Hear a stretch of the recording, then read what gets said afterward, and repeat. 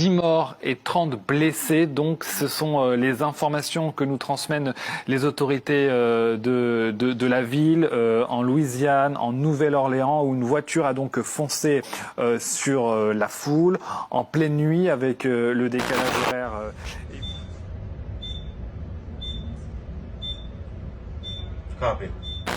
Le début de l'année 2025 a été marqué par 2 incidents majeurs aux États-Unis, semant la terreur et soulevant de nombreuses interrogations.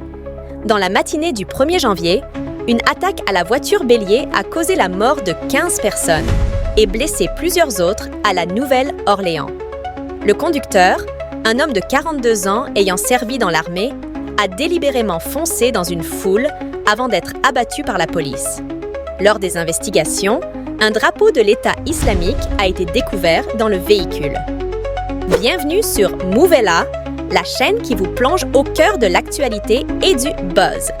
Si vous aimez être informé des histoires qui font vibrer le web et que vous voulez suivre les dernières actualités croustillantes, pensez à vous abonner. Ici, nous abordons sans tabou les sujets qui captivent, interrogent et font réagir. Activez la cloche de notification pour ne manquer aucune de nos vidéos et pour rester au plus proche de l'actualité brûlante. Sur les réseaux sociaux, le suspect avait publié un message peu avant l'attaque, affirmant s'inspirer de l'organisation terroriste.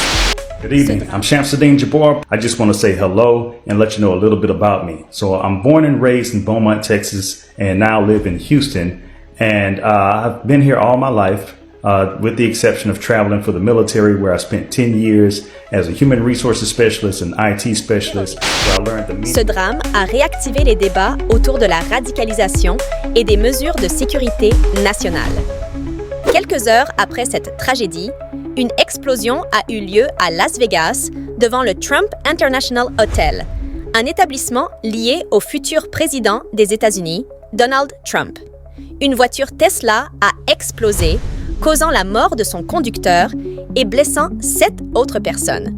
L'enquête a rapidement révélé que le véhicule électrique contenait des bonbonnes de gaz, des bidons d'essence et de gros mortiers de feu d'artifice à l'arrière. 6 éléments, délibérément placés, laissent peu de doute sur l'origine criminelle de l'incident. Le conducteur, The explosion of a Cybertruck outside the Trump Hotel in Las Vegas. Law enforcement and the intelligence community are investigating this as well, including whether there's any possible connection with the attack in New Orleans. Thus far, there's nothing to report on that score at this time. Yeah, so the question is there any...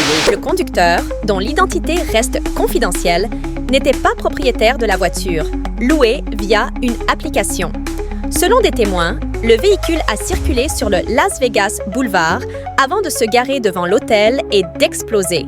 Elon Musk, PDG de Tesla, s'est exprimé rapidement sur les réseaux sociaux. Il a confirmé que l'explosion n'était pas due à une défaillance du véhicule, mais aux matériaux explosifs qu'il transportait.